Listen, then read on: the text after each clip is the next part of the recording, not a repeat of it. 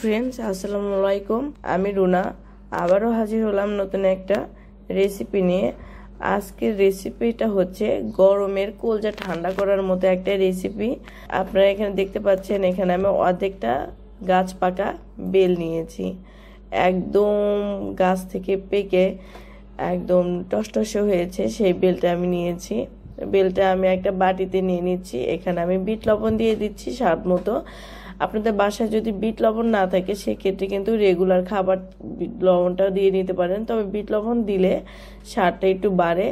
তারপরে এখানে চিনি দিয়ে দিলাম আমি। তারপরে এখানে আমি 1 কাপ পানি দিয়ে দিচ্ছি।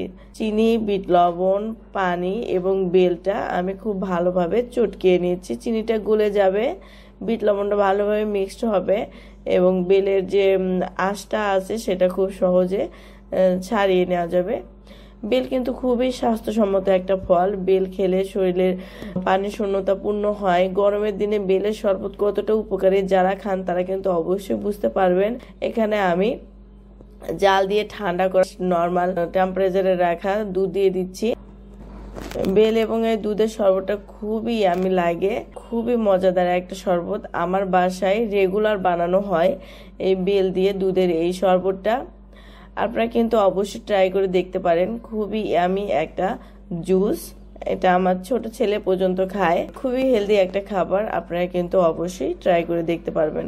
তো ফ্রেন্ডস, দেখা হবে নতুন কোনো একটা ভিডিও নিয়ে। ততক্ষণ পর্যন্ত আল্লাহ হাফেজ।